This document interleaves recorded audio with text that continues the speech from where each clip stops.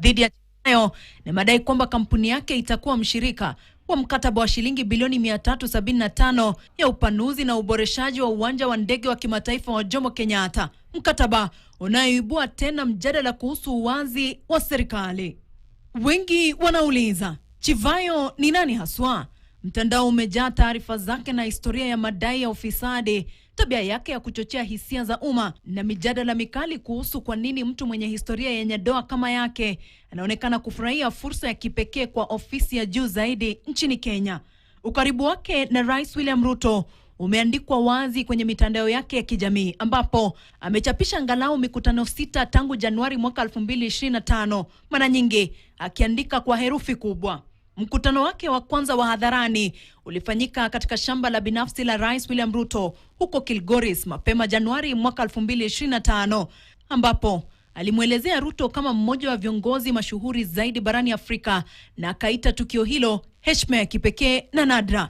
Tarehe 27 Januari mwaka 2025 alirudi Ikulu Nairobi kwa kile alichokiita ziara ya heshima kujadili nishati. Mwezi Aprili mwaka 2025 alichapisha tena picha akiwa na Ruto na Rais wa Tanzania Samia Suluhu katika Ikulu ya Nairobi.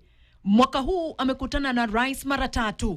Kuanzia Januari tarehe 11 mwaka 2026 alikutana na Rais na naibu wake Kithure Kindiki katika Sagana State Lounge, na Machi tarehe 31 mwaka 2026 alirudi tena Ikulu. Mkutano wake wa hivi karibuni ulifanyika Juni tarehe 1 mwaka 2026 katika State Lodge mpya ya Wajir, siku moja tu baada ya Ruto kuongoza sherehe za Madaraka Day. Katika tukio hilo, Chivayo alifichua kuwa alikuwa katika mazungumzo na uwekezaji wa mamilioni ya dola na Rais William Ruto, akitangaza kuwa upatikanaji anaofikia ni baraka ambayo hakuna utajiri unaoweza kununua.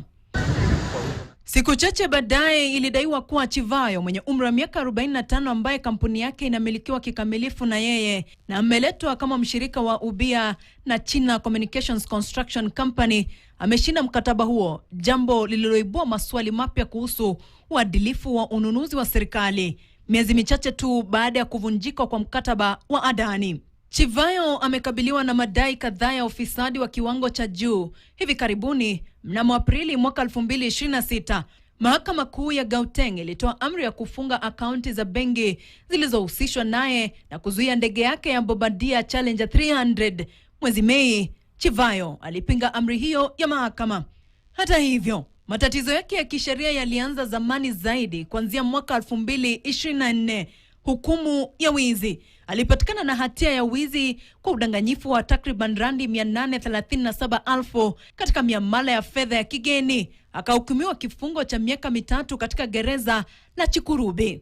Mwaka 2015, mkataba wa kawi ya jua ya Gwanda, kampuni yake ilipewa mkataba wa dola milioni 172 kujenga kiwanda cha umeme wa jua cha megawati 100 huko Gwanda. Mwaka 2017, kampuni ya umeme ya Zimbabwe ililipa Intratrek dola milioni 5. Mamlaka zilidai hakukuwa na ujenzi wowote. Mwaka 2018, mashtaka ya ulaghai. Alikamatwa na kushtakiwa kwa ulaghai na kuvunja sheria za udhibiti wa fedha za kigeni. Mwaka wa 2024, kashfa ya vifaa vya uchaguzi. Rekodi za sauti zilimhusisha na mkataba wa dola milioni 100 wa kusambaza vifaa vya uchaguzi kwa tume ya uchaguzi ya Zimbabwe. Hadithi ya Chivayo ni ya utajiri, ushawishi na utata.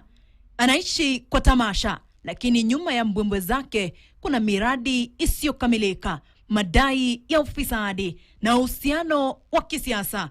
Uwepo wake wa mara kwa mara katika ikulu ya Kenya unaibua maswali magumu kuhusu utawala bora, wazi na aina ya marafiki wanaozunguka Rais William Ruto. Vera Mora, KTN.